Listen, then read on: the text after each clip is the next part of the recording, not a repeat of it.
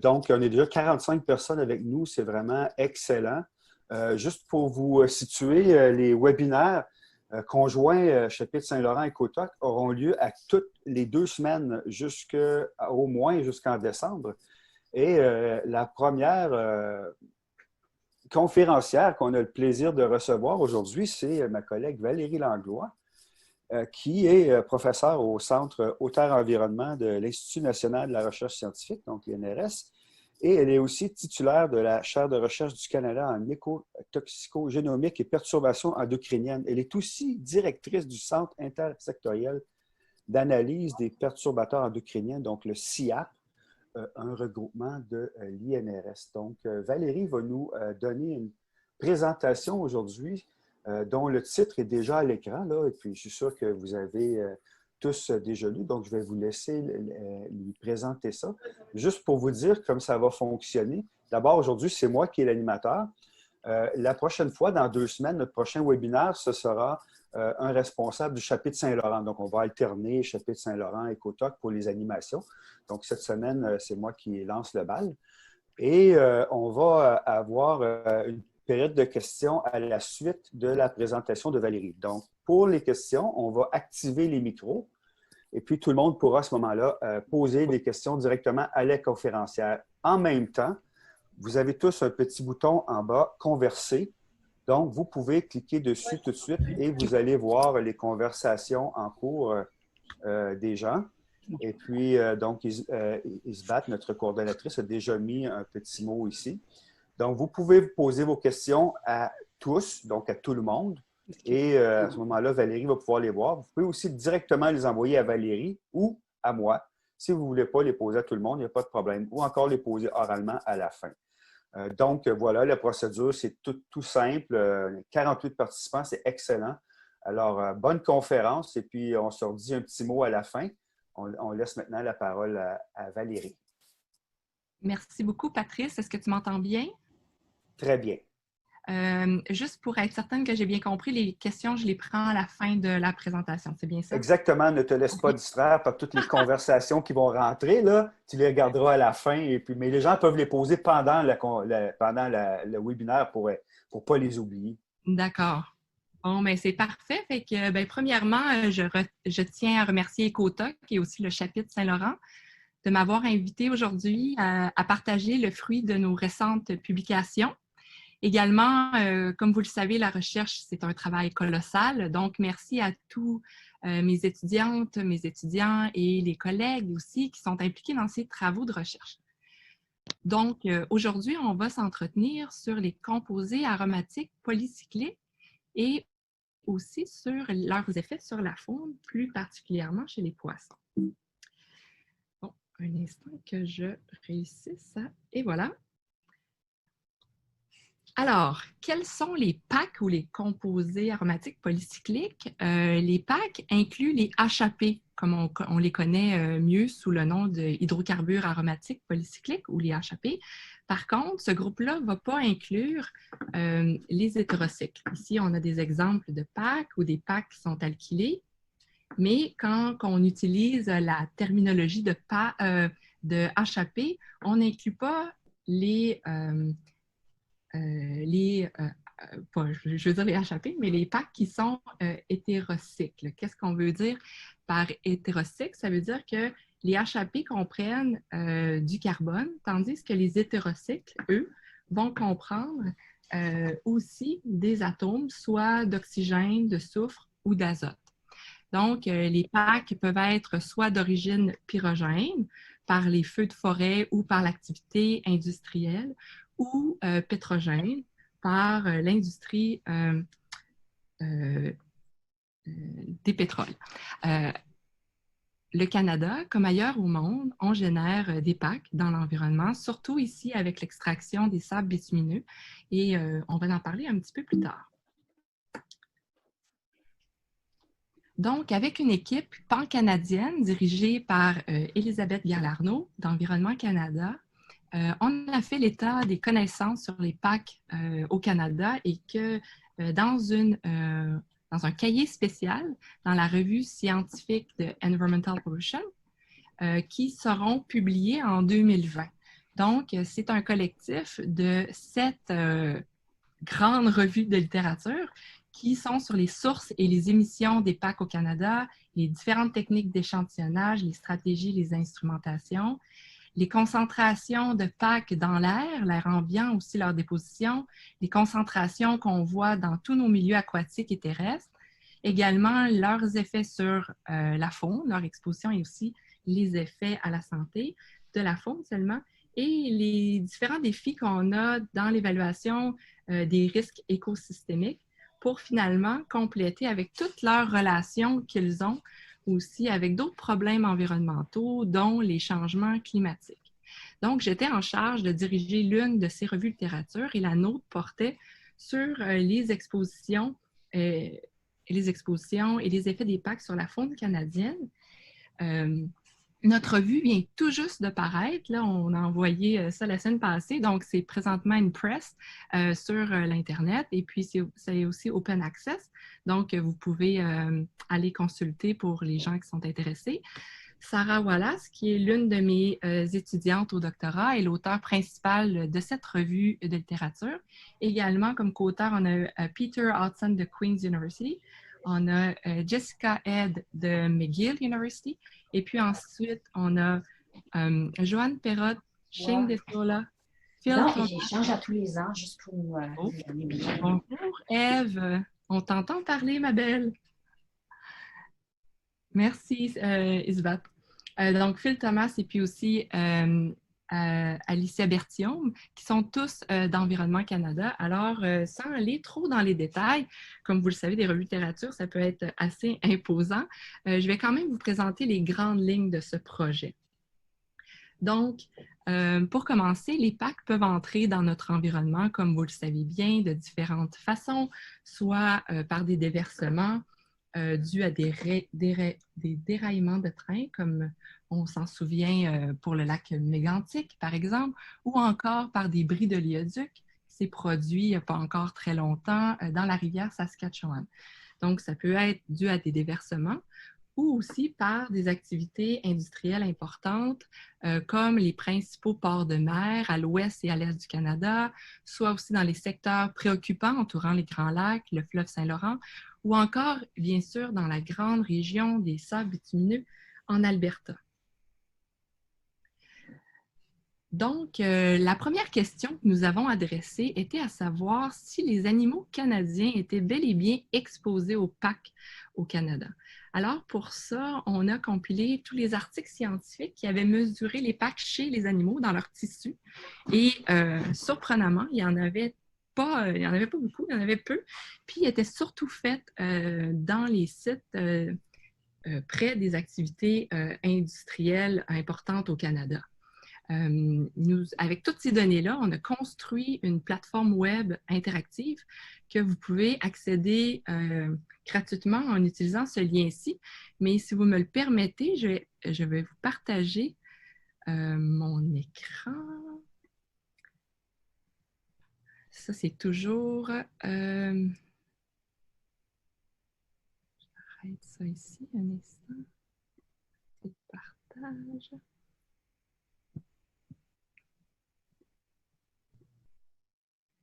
Ce sera pas long, on a un petit problème technique. Mon PowerPoint ne veut pas se fermer. OK. Partager l'écran. C'est bon, le bon. Isbat, est-ce que tu vois bien? Oui. OK, un instant, là, c'est mon PowerPoint qui est fermé, qui revient. Je ne veux pas qu'il revienne. On va l'avoir. Ça en vient bon, là, avec Zoom. Bon, OK, est-ce que maintenant vous voyez... Oups! C'est reparti encore. Pourtant, on s'est pratiqué tantôt. Est-ce que vous voyez... Oui, on voit. Oui. OK, parfait. Bon, merci. Alors là, présentement, je suis en ligne sur l'Internet. Si vous prenez le lien aussi, vous pouvez vous y rendre. Comme je vous ai dit, c'est gratuit. C'est ça, c'est sur tableau public. C'est super intéressant. Maintenant, dans les revues littéraires, dans les articles scientifiques, on peut mettre des cartes interactives. C'est ce qu'on a fait dans cet article-là. Bon, alors, sur la carte, on peut voir où toutes les études ont été compilées. On peut aussi voir le symbole de l'organisme d'intérêt pour ces articles article-là. Bon, excusez. Donc, si c'était est très sensible à la carte, quand je vais par-dessus, il veut interagir. Donc, on voit les amphibiens, les poissons, les invertébrés ou les mammifères. Donc, on peut voir où ont été faites les différentes études. Et ici, à droite, on peut voir la longue liste des HAP qui ont été mesurés dans les tissus de ces animaux-là.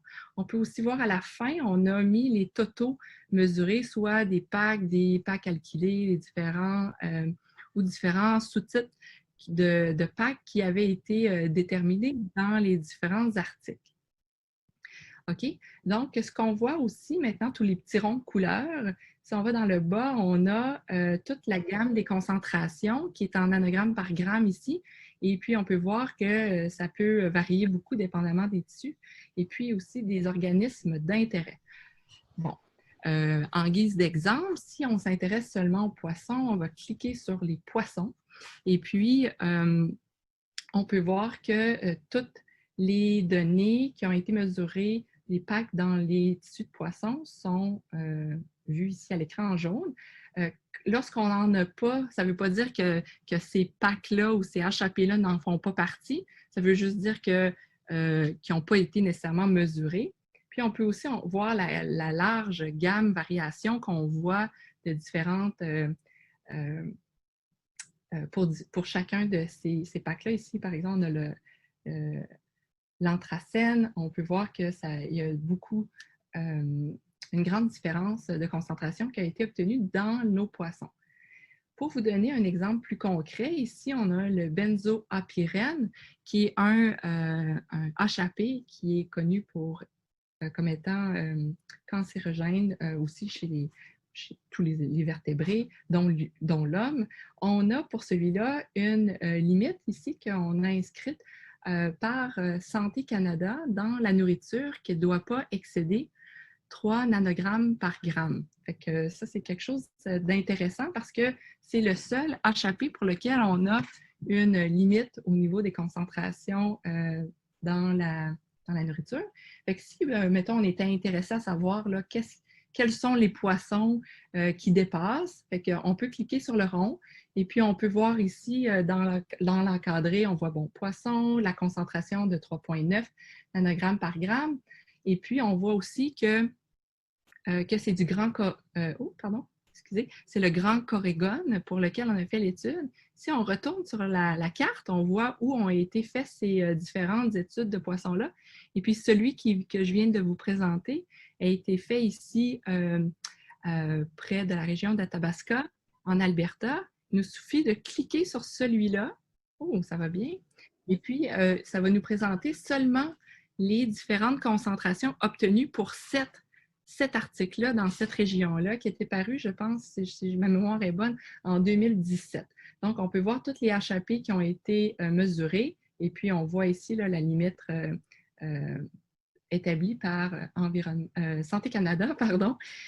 Alors, c'est intéressant de voir que malgré qu'il y a tous ces HAP-là, qu'on a seulement le BAP, qui a une limite au niveau de la qualité de la nourriture. Fait que si vous me permettez, je vais retourner à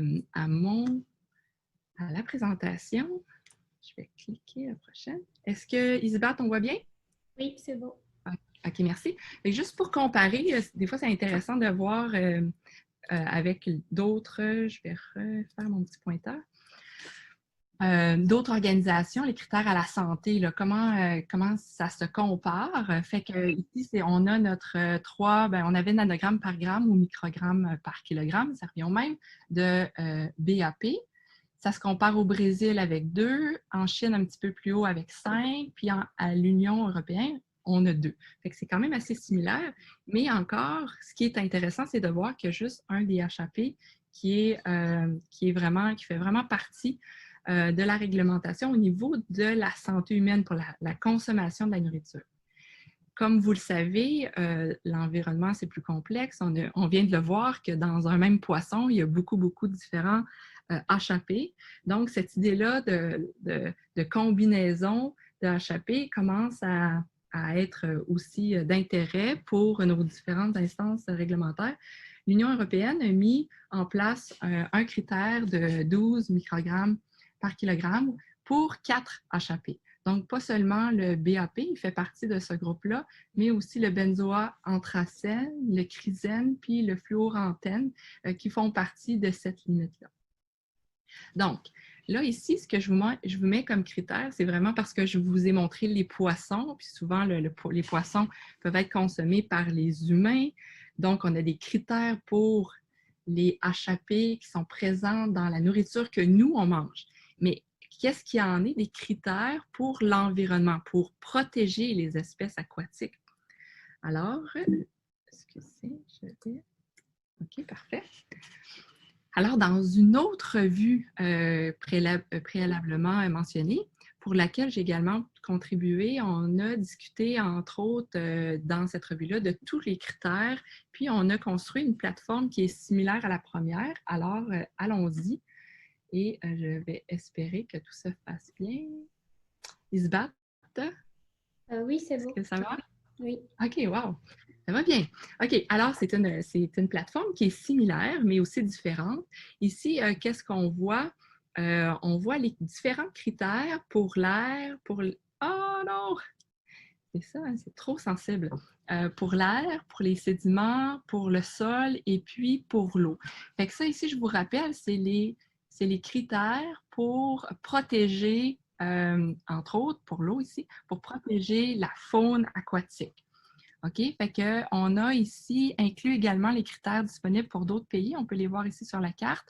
L'Union européenne, les États-Unis, l'Australie puis la Nouvelle-Zélande. Et puis, qu'est-ce qu'on voit à droite? On voit encore notre liste de PAC ou de HAP surtout. Et puis, on voit qu'elle est beaucoup plus courte que la précédente. Fait que déjà là, c'est intéressant de voir qu'on retrouve beaucoup plus une grande variété ou de types de HAP ou de HAP dans les tissus des poissons ou des animaux au Canada que toute la liste de lesquels qui sont en fait réglementés. Fait que ça, c'est quelque chose qu'on peut voir. Une chose aussi qu'on peut réaliser en regardant ça, c'est aussi l'étendue de la valeur des concentrations des différentes critères.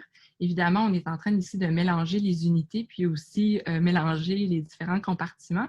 Fait que là, vu qu'on parle de notre poisson, on peut cliquer dans l'eau ici. Si je clique sur l'eau et tout va bien, on devrait avoir une belle carte bleue.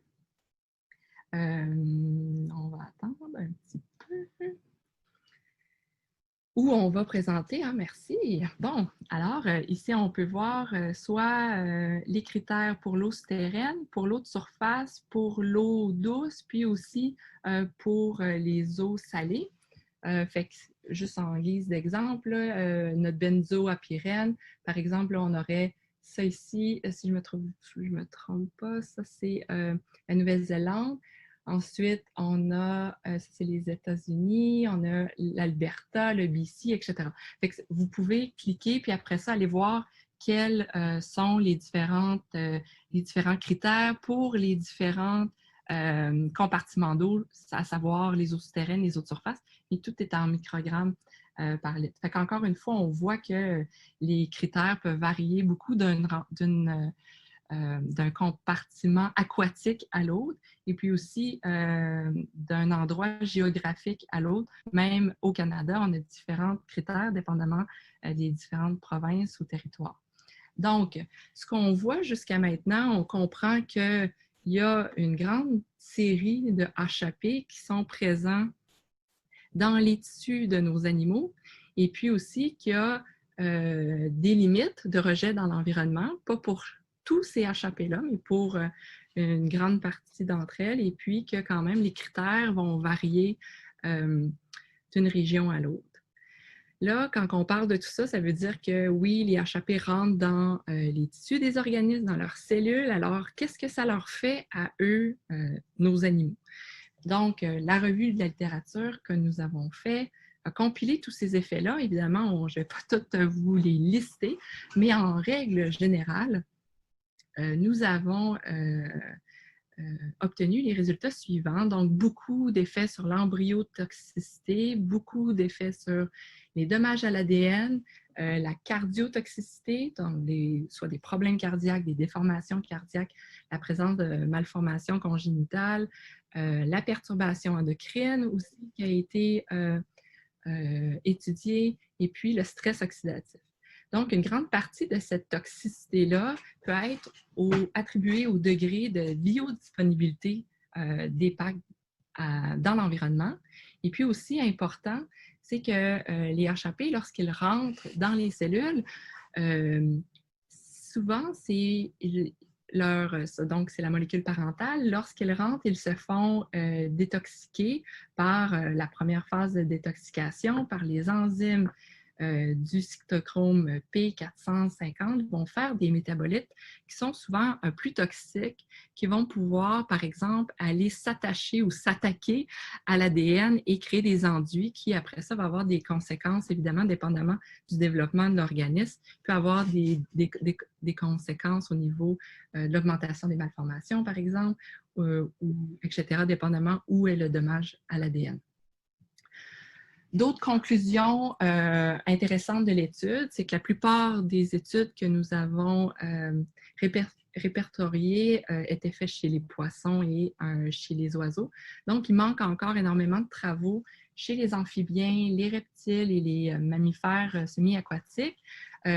Sur d'autres projets de recherche, je travaille aussi avec l'ours polaire et puis on a détecté des HAP présents dans les tissus d'ours polaires.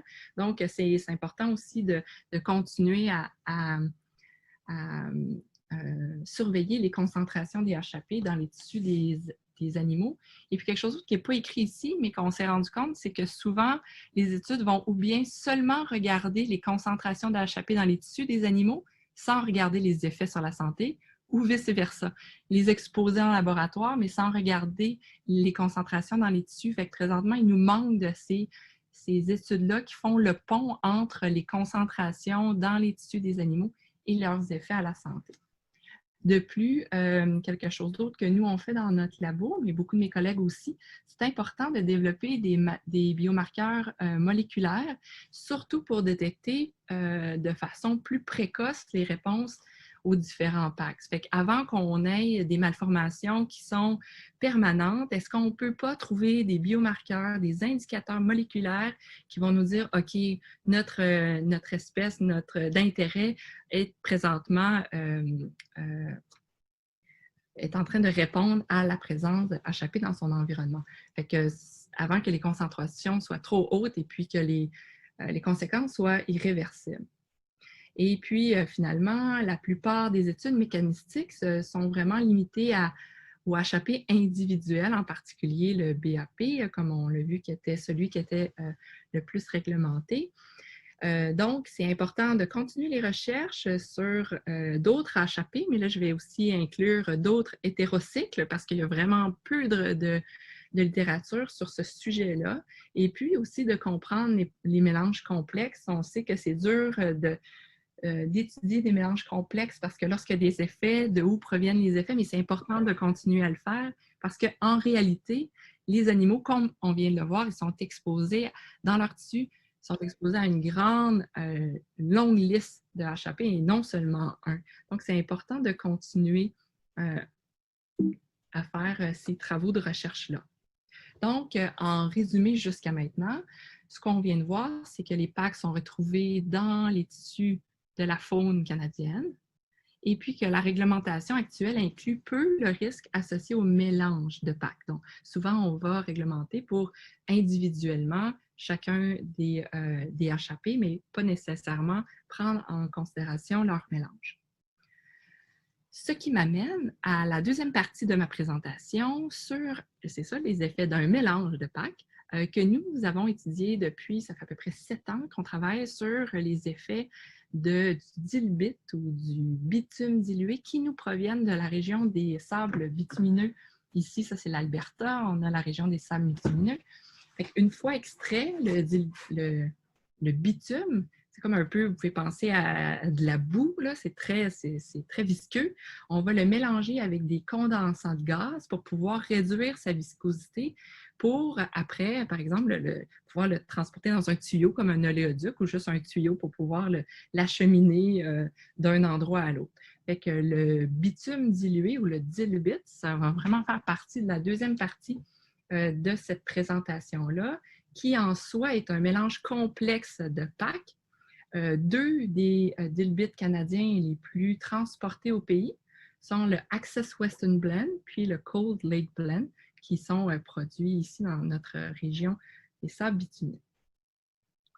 Alors, le dilbit peut être transporté par train, par camion, par bateau, par oléoduc, et tous viennent aussi avec des risques de déversement, comme on l'a présenté au début de la présentation. Voici la carte de toutes les routes d'oléoduc d'Amérique du Nord et quelques autres propositions ou pour parler. Donc, fait que même si ça fait plusieurs années que le dilbit est ainsi transporté, nous, on a été la première étude, il y a seulement 5 ans de ça, à pouvoir à publier ou à tester la toxicité réelle du dilbit chez les organismes aquatiques. Donc, cette étude-là, elle a paru dans le journal Aquatic Toxicology en 2015. Fait qu'effectivement, mon collègue Peter Hudson de l'Université Queen's et moi, à l'époque, on a recruté un postdoc, Barry Madison, pour répondre à la question suivante. Est-ce que le bitume dilué, ici on la voit au bas ici, est-ce que le bitume dilué est toxique pour les embryons de poissons? Alors, on va commencer avec la première question de recherche. Pour exposer les poissons au pétrole, l'une des approches classiques consiste à préparer des WAF ou des fractions adaptées à l'eau. Donc, c'est simplement que le dilbit est mélangé avec de l'eau pendant quelques heures, 18 heures, il est mélangé, et puis on laisse reposer. Ensuite, c'est la fraction de l'eau ici qui est utilisée pour pouvoir faire les différentes expositions. Ici, on avait préparé le WAF pour 2 dilbits, comme je l'ai dit précédemment, l'Access Western Blend puis le Cold Lake Blend. De plus, dans le cas de déversement de pétrole, les compagnies peuvent utiliser quelque chose qu'on appelle le dispersant, okay, comme le Corexit, celui-là, le EC9500A, okay, pour stimuler la biodégradation du pétrole. Mais ici, nous l'avons utilisé pour pouvoir augmenter la concentration de PAC dans la fraction d'eau, pour qu'il y ait plus de PAC dissous dans l'eau, pour pouvoir utiliser finalement moins de dilbit et puis avoir de plus hautes concentrations dans nos échantillons. Ensuite, ce qu'on a fait, c'est on a fait des dilutions de notre solution mère et on a exposé à des embryons de médaca de la fertilisation jusqu'à l'éclosion. Les données ont montré une augmentation, ici on le voit, ça c'est le WAF, le C-WAF, qui est aussi appelé, je ne l'ai pas nommé précédemment, mais un WAF chimiquement amélioré. Donc, on voit une augmentation de la présence de malformations avec les augmentations de concentration, et ce pour les 2 différents dilbits qui ont été étudiés. Donc, la prochaine question de recherche, c'était, bon, OK, là, on sait que c'est toxique, ça va augmenter les malformations chez les embryons de poissons. Est-ce qu'on peut trouver des biomarqueurs, des altérations moléculaires avant l'apparition de ces malformations-là, qui sont visuelles et surtout permanentes? Alors, l'un des biomarqueurs les plus connus en réponse à l'exposition de HAP, c'est l'activité de la cytochrome P450 1A ou la CYP1A en cours. Donc, certains HAP ont l'habilité, la capacité à se lier aux récepteurs des hydrocarbures ariles pour ensuite aller dans le noyau et puis faire transcrire un gène qu'on appelle la CYP1A, celle d'intérêt. La CYP1A peut après ça se traduire en protéine, devenir une enzyme qui est fonctionnelle, et qui permet, lorsque les HAP rentrent dans la cellule, d'aller un peu pas les attaquer, là, mais presque, pour pouvoir les oxyder.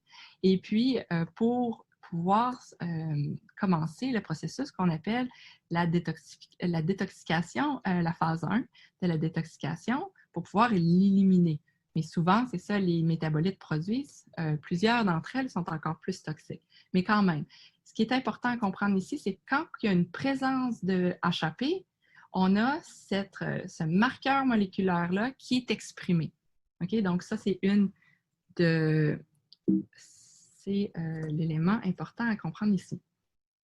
Donc, qu'est-ce qu'on voit ici sur les graphiques?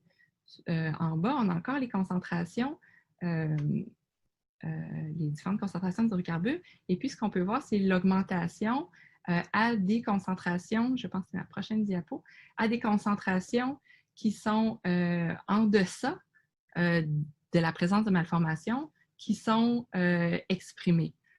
Donc, la CYP1A est exprimée à des concentrations qui est inférieures à celles qui vont induire des malformations qui sont permanentes.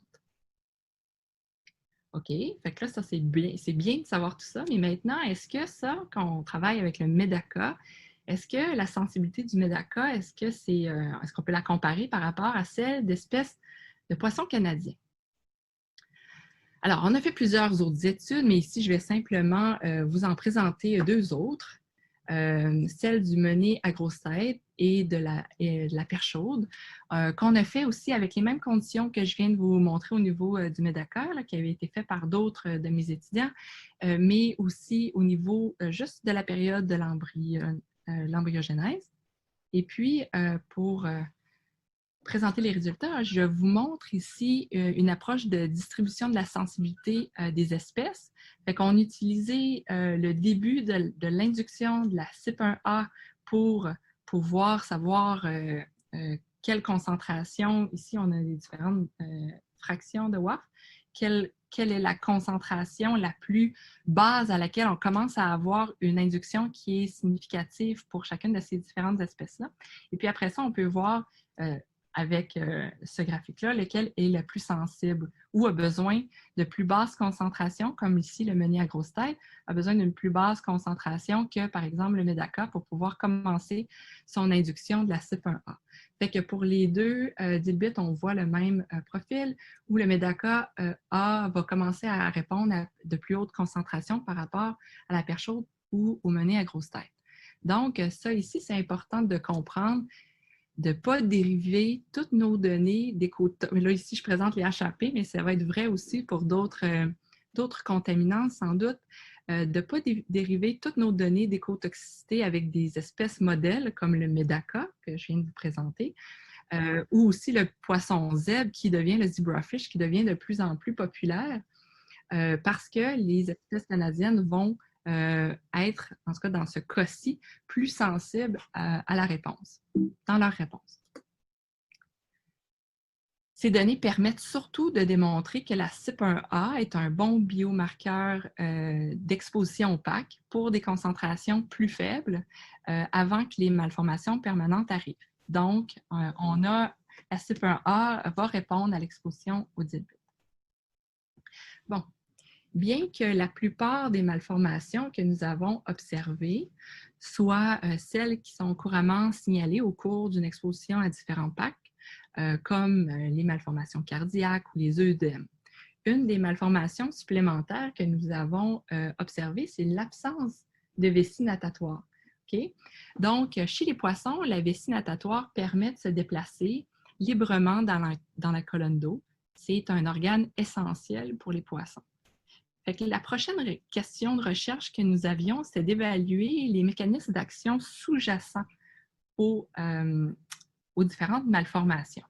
Pour le design expérimental, on a poussé un peu notre questionnement, puis on a rajouté aussi à savoir, lorsqu'on traite nos animaux, là ici on parle de dilbit, mais ça peut être vrai pour d'autres contaminants, ici, on en a qui vont être traités au dilbit puis qui vont avoir des malformations, mais dans le même aquarium, on peut en avoir qu'eux, il n'y avait pas de malformation, mais ils ont quand même été traités au dilbit.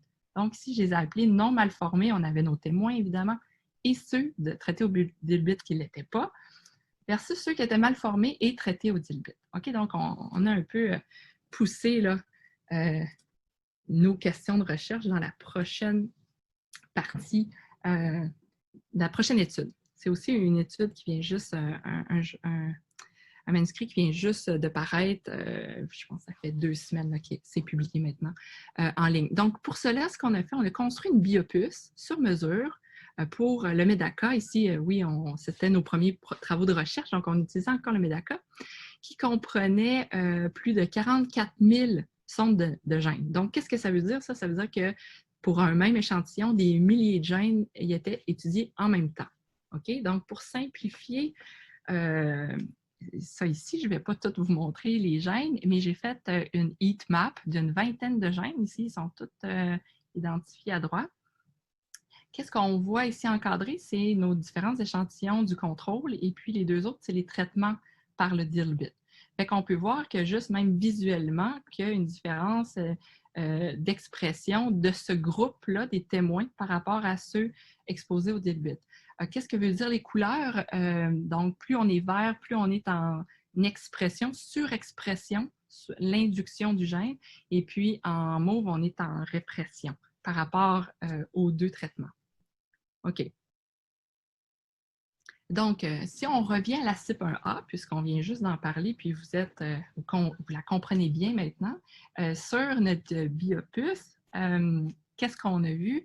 On voit que, j'ai ramené la même image, on voit que la CYP1A, le gène de la CYP1A, a été exprimé 8 fois plus, par exemple, entre les animaux qui étaient mal formés par le dilbit et les témoins. Et un autre gène que je vous ai mentionné plus tôt, celui du récepteur des hydrocarbures aryles, lui, son expression a été augmentée de 2 fois. Okay? Juste pour vous donner un exemple. Ensuite, lorsqu'on compare, et ça c'est quand même très intéressant, les animaux ici ont tous été traités aux mêmes la même exposition, les mêmes traitements, mais après l'exposition, il y en a qui étaient non mal formés quand même, puis il y en a qui étaient mal formés. Donc, il y en a pas mal formés versus mal formés. Et puis, c'est ce qu'on voit ici. On voit aussi encore quelque chose de visuel. Et puis, évidemment, après, les statistiques ont confirmé, pas juste le visuel, évidemment, qu'on a une différence significative d'expression des gènes entre ces 2 groupes-là. Et puis, les animaux qui ont été traités au dilbit, mais pas mal formés, vont répondre vraiment similaires aux témoins. Si je vous ramène encore ma petite cellule et puis on compare les 2 groupes, on voit que la CYP1A est aussi surexprimée dans notre groupe qui démontre des malformations par rapport à celui non malformé. Donc, à 5 fois versus 1,5. Donc, pas une aussi grande différence par rapport aux témoins, mais quand même répondre les animaux qui étaient non malformés mais traités au dilbit sont plus proches moléculairement des témoins que de leurs comparses mal formés au dilbit. Ça, ce que ça suggère aussi, c'est vraiment important après une expérience de séparer les animaux selon leur phénotype avant toute analyse moléculaire. Parce que si on les combine, on va tout enlever ou on va ou bien augmenter la variabilité de nos résultats, ou bien on va enlever ça, cette habilité-là qu'on peut aller voir exactement quels sont les changements moléculaires qui existent. Bon, on a étudié évidemment des milliers de gènes. Plusieurs ont été significativement altérés par le traitement. Là, je ne vais pas tous vous les montrer, mais juste pour vous donner quelques exemples.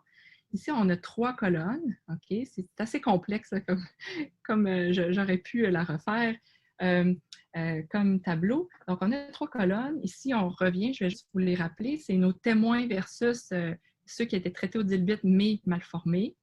Ici, tous ont été traités au dilbit, mais un qui était mal formé, puis l'autre était non mal formé. Et puis ici, on compare ceux qui étaient traités au dilbit, mais qui étaient non mal formés versus les témoins. OK, donc pour vous donner des exemples, en bleu, OK, on voit qu'il y a le facteur de croissance, ici, du fibroblast 7, qui est impliqué dans le développement épithélial, qu'on voit qui est présent, même si on les compare, les malformés, soit aux témoins ou à ceux qui étaient non malformés, fait qu'on voit qu'on a la même réponse. Ensuite, on voit aussi, là, je les ai traduits, là, excusez, je vais trouver pour dire les bons termes, les monooxygénases squalènes. Celui-là, ici, est impliqué dans la biosynthèse des lipides. Fait un profil intéressant aussi qui est augmenté ou qui est diminué par contre, dans les deux. Le stérol O-acyltransférase 2, qui est impliqué dans la biosynthèse du cholestérol, qui est aussi augmenté dans les deux groupes. Et puis, pour terminer, comme exemple, c'est la protéine transmembranaire 144 et qui est impliquée dans le transport des glucides, qui aussi a été significativement altérée par les traitements. Donc, ça, c'est pour ceux qui démontraient des malformations. Ici, juste en guise d'intérêt, on peut voir ici en vert que le facteur d'initiation de la traduction eucaryote a été différent aussi pour ceux qui étaient traités au dilbit, mais différents des contrôles. Donc, lui a été traité au dilbit et différent des contrôles, mais il n'y a pas de malformation. Lui a été traité au dilbit, mais il montre des malformations. Il est différent du contrôle. Donc, on voit que ces deux-là, donc tous ces animaux-là ont été traités au dilbit et ils sont différents des témoins. Donc, ça peut aider à pouvoir comprendre comment, par exemple, les mécanismes de protection de ces individus-là. OK. Alors, si on s'attarde aussi aux gènes qui sont plus impliqués dans le développement, ici, je vous en ai regroupé quelques-uns. On en a trouvé 4 qui, d'après nos résultats, seraient impliqués dans l'induction des malformations par le dilbit, potentiellement aussi impliqués dans l'absence de la vessie natatoire. Ces gènes ont des rôles, comme vous voyez ici sur la diapo, dans le développement épithélial, embryonnaire, cytosquelettique et également membranaire. Donc, comme la CYP1A, ce n'est pas un gène ou un biomarqueur qui est spécifique au HAP, si on ajoute d'autres biomarqueurs qui sont aussi affectés par les HAP, ça pourrait avoir une réponse qui est plus spécifique à l'exposition des hydrocarbures. OK, donc si on résume cette deuxième partie de présentation, les mélanges de PAC, dont le dilbit, peuvent être embryotoxiques et induire des malformations chez les embryons de poissons canadiens. L'expression de la CYP1A permet la détection précoce de l'exposition au dilbit avant l'apparition de malformations permanentes. Et puis aussi, on a trouvé de nouveaux gènes qui vont pouvoir nous permettre de mieux comprendre les effets du dilbit à la santé des différents embryons de poissons. Quelles sont nos prochaines questions de recherche? Bien, la plupart des études faites en écotoxicologie avec le dilbit l'ont fait avec du dilbit frais. En tout cas, tous les travaux que je viens de vous montrer, même les nôtres, c'était tout le temps du dilbit frais. Mais en réalité, le dilbit, lorsqu'il est déversé dans l'environnement, il va vieillir, il va changer de composition chimique. Donc, les prochaines questions de recherche que nous avions, c'est est-ce que le dilbit, lorsqu'il vieillit avec le temps, est-ce qu'il va être plus toxique ou moins toxique? Donc, en collaboration avec un groupe de recherche de Ressources naturelles Canada et aussi avec le ministère de l'Environnement du Québec, on fait ici vieillir du dilbit dans un immense réservoir où on peut changer les conditions environnementales comme la température. Et puis, ça ici, ça mime un peu le bord d'un lac. On a des vagues qu'on met 2 jours, on met des vagues, 2 jours, on enlève les vagues. Fait qu'on peut un peu reproduire les conditions environnementales. Donc, ce qu'on fait, c'est avec le temps, on fait vieillir notre dilbit et puis à toutes les semaines environ, on prend l'eau puis on fait des tests sur le meunier à grosse tête pour pouvoir voir quelles sont les différences de toxicité avec le temps. Donc, jusqu'à maintenant, on a fait différentes températures de l'air et de l'eau à 2 degrés, à 15 degrés, à 25 degrés. Et puis, qu'est-ce qu'on a fait aussi? C'est pas seulement faire le dilbit, on a aussi fait ça avec des pétroles bruts pour pouvoir comprendre comment est-ce que ça se compare avec le pétrole brut. Comme vous voyez ici, là, j'ai beaucoup d'étudiants très occupés qui ont travaillé fort et qui sont en train d'écrire leur manuscrit ou à terminer ces travaux de recherche. Donc ça va nous aider, ça va compléter aussi la littérature parce que présentement, la plupart des travaux faits en laboratoire sont faits sur le dilbit frais. Donc, ça va être intéressant de voir qu'est-ce qui arrive lorsqu'il est vieilli. Et puis, également, avec une équipe multidisciplinaire dirigée par Jules Blais, de l'Université d'Ottawa, on a fait un déversement ici là, dans une région contrôlée qu'on appelle la région des lacs expérimentaux. Donc, il y a plusieurs lacs. Et puis, on a fait, on peut les voir ici sur cette image-ci, il y avait différents limnocorals avec différentes concentrations de dilbit qui étaient déversées. Et puis, on fait un peu la même idée que je viens de vous montrer. On a laissé vieillir le dilbit avec le temps et puis on a fait une série d'études écotoxicologiques. Et puis ensuite, ça c'était fait en 2018, on a fait le déversement. L'an passé, on est allé remédier le site. Et puis, l'année prochaine, si la COVID nous le permet, on va aller terminer nos travaux de recherche, puis on va aller voir si finalement l'eau, les sédiments, ou l'eau près des sédiments, est-ce qu'elle est toujours toxique parce que c'était très toxique proche des sédiments? Est-ce que c'est toujours toxique ou est-ce que les méthodes de rémédiation qu'on a testées ont bien fonctionné? Alors, ça aussi, c'est des travaux qui sont en cours. Donc, en conclusion, mon groupe de recherche puis nos collaborateurs, on cherche à modéliser les effets des PAC sur la faune canadienne. Donc, on travaille sur la toxicité des PAC sur... là, je vous ai montré quelques espèces de poissons. Là, je ne sais pas si vous pouvez voir à l'écran, mais on a fait d'autres espèces, puis il y en a encore plus qui ne sont pas sur ce graphique-là de poissons. On a aussi testé les grenouilles et puis aussi différents effets chez les œufs d'oiseaux, que c'est tous des travaux qui sont en cours. Donc, une fois que toutes ces données-là sont compilées, on souhaite savoir quels sont les facteurs qui vont augmenter, qui vont un peu déplacer cette courbe-là là, dans le temps. Qu'est-ce qui va faire augmenter la toxicité, le temps de développement, des températures plus froides ou des températures plus chaudes va diminuer la toxicité ou la dégradation? En tout cas, ça, c'est toutes des questions que nous sommes en train de répondre. Donc, toutes ces données-là sont évidemment importantes pour la modélisation des données qui sont utilisées soit par Environnement Canada ou par Pêche et Océan, parce que les modèles actuels de modélisation sont surtout basés sur la toxicité du pétrole brut et dans les écosystèmes marins.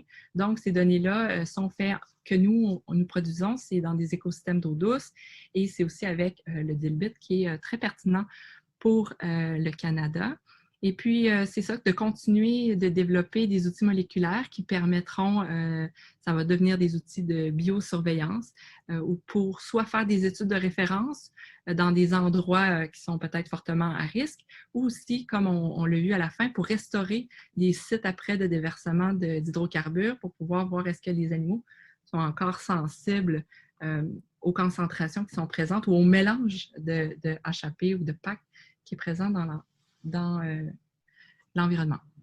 Donc, en guise de remerciement, évidemment, le financement, Environnement et Changement climatique Canada, Pêche et Océan Canada, les Ressources naturelles Canada, le ministère de l'Environnement, de la lutte contre les changements climatiques et aussi le programme de chaire de recherche du Canada. Également, j'ai tous mes collègues, ils sont inscrits ici. De Environnement Canada, les Ressources naturelles Canada, je me répète, le ministère de l'Environnement, de l'INRS, de l'Université Queen's, McGill, l'Université d'Ottawa, du Manitoba, Experimental Lake Area, et puis aussi un de mes anciens postdocs qui est maintenant à Sick Kids Hospital, mais qui travaille toujours avec nous, Jing Zhang. Fait que c'est ce qui complète la présentation. Je suis prête à répondre à vos questions maintenant. Wow! Quelle présentation, Valérie, et quel travail spectaculaire de toute façon, tellement gros comme projet, comme groupe, comme équipe, comme production. C'est très intéressant. Et pour ceux qui veulent poser des questions, c'est ouvert immédiatement. Vous pouvez les poser en en activant votre main, si c'est possible, dans la liste des participants, ou encore en écrivant votre question dans le chat, ou encore en activant votre micro et en la posant directement. Alors, en attendant que des gens se manifestent de façon orale, je vais simplement vous dire que ça va être disponible éventuellement sur notre chaîne YouTube de EcoTalk. Et Valérie, tu peux déjà voir les questions dans le groupe. Il y a déjà 3 questions que Gaëlle, Maëva et Madeleine qui t'ont été posées, au moins. Peut-être plus d'autres à toi en privé, là. OK. Je vais lire celle de Gaëlle. Est-ce qu'on a aussi accès aux concentrations dans le milieu pour que l'on soit capable de voir les risques de bioaccumulation? Gaëlle, est-ce que tu pourrais te connecter? Okay. Quand tu as présenté la revue de littérature de Sarah, oui. Là, tu as le tableau de données en ligne, là où on voit les concentrations dans les organismes, mais on ne voit pas leur concentration d'exposition. Est-ce que vous avez aussi, dans un autre article, fait ce travail pour qu'on soit capable de voir c'est quoi le risque? Absolument. Quels sont les composés qui se bioaccumulent le plus finalement? OK, oui. Puis merci pour ta question, Gaëlle, là, parce qu'évidemment, je ne voulais pas vous présenter le long tableau qui est présent dans la revue littérature, mais sur ce tableau-là, on peut voir aussi les concentrations s'ils étaient présentes dans l'article, qui sont compilées aussi dans le tableau pour chacun. Il faut vraiment aller débroussailler, là. Et puis, pour chacune des études que nous avons révisées, lorsqu'il y avait les tissus les packs dans les tissus, s'il y avait les concentrations dans le milieu, souvent c'est l'eau, bien on va l'avoir indiqué. Okay. Souvent, c'est ça que le problème, c'est que soit c'est une question de financement ou une question de questions de recherche initiale, souvent, c'est pas complet. On a très rarement une étude où on va avoir les concentrations dans le milieu, les concentrations dans, par exemple, un poisson, dans la chair du poisson, plus ses effets, mettons, moléculaires. Il n'y en a presque pas qui existent. Fait qu'aujourd'hui, c'est comme un cri du cœur. C'est le temps qu'on commence à faire tout ça. Pour nous aider, comme pour répondre à ta question, à mieux comprendre cette idée de bioaccumulation-là, puis aussi de biodisponibilité des différents packs présents dans le milieu. C'est parfait. Merci beaucoup, Valérie. On va prendre une question de Manon Sauret, qui est en ligne avec nous. Et maintenant, son microphone est activé. Manon? Bonjour, merci beaucoup Valérie pour ta belle présentation, c'est super. J'avais une question. Est-ce qu'on m'entend bien, ça va? Oui, merci Manon, oui. Ok. Parfait. J'avais une question, je vais rebondir un peu sur ce dont tu viens de discuter aussi avec Gaëlle. Est-ce qu'on a des idées, des impacts des HAP ou n'importe quel autre pack à des niveaux populationnels? Est-ce que ça a un impact en termes de survie des populations, de décroissance de certaines populations qui pourraient peut-être être plus exposées dépendamment des activités alentours?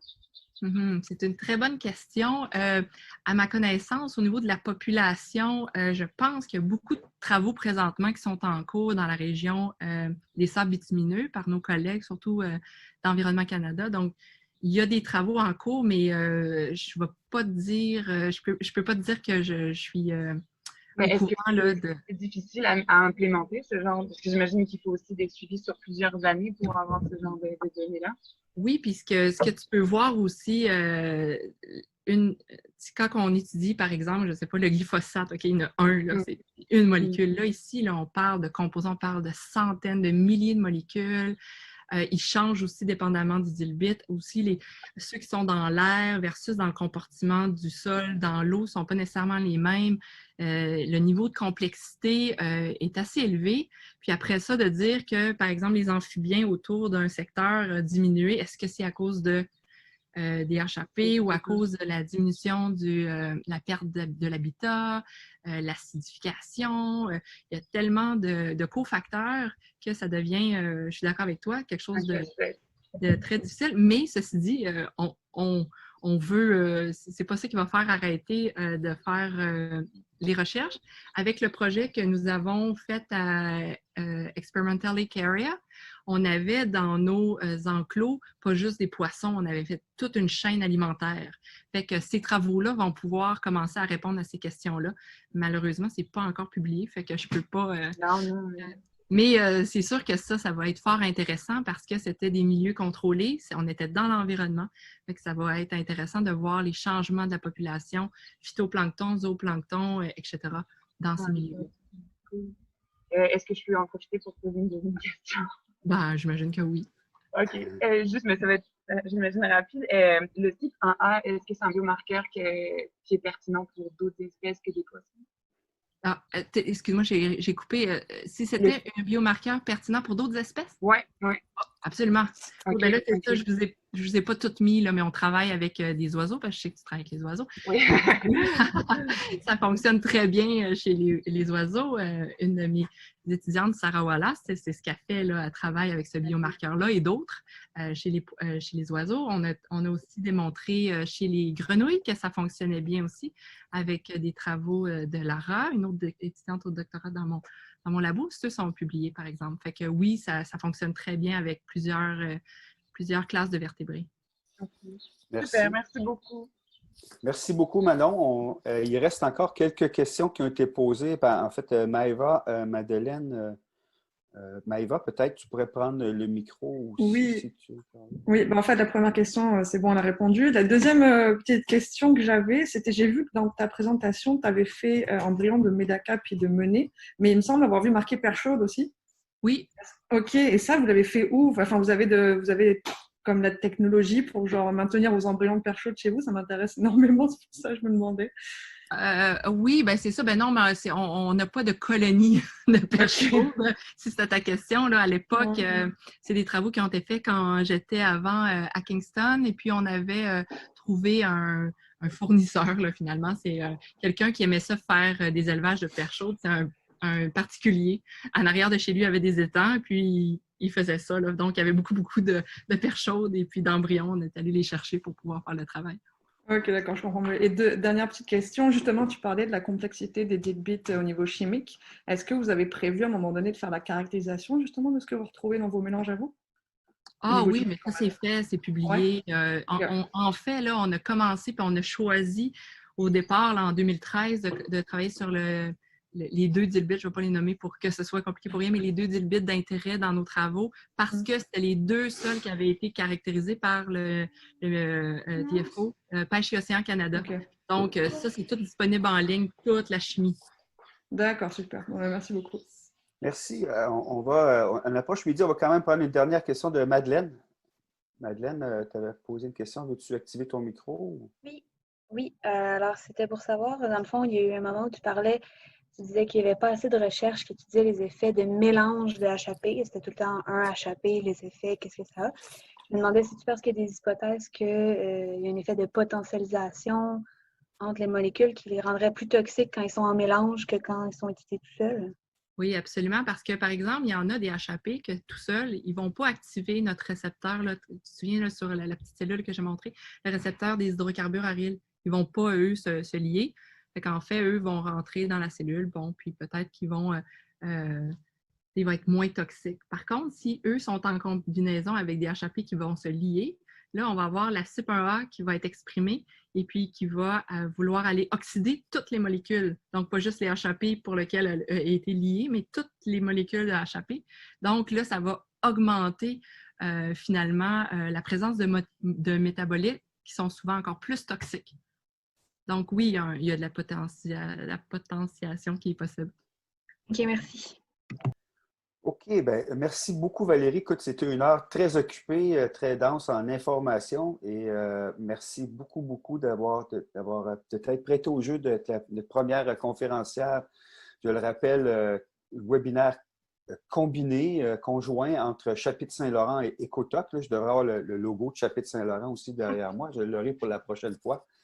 C'est promis. Alors, notre prochain séminaire sera annoncé bientôt. La conférencière, je pense, reste à confirmer. Ce sera le 7 juillet, donc le mardi, encore à 11 h. Merci beaucoup, Valérie. Merci à tout le monde. On a piqué au-dessus de 50 personnes pendant à peu près tout le temps. Donc, imaginez, ça fait pas mal de monde dans un auditorium.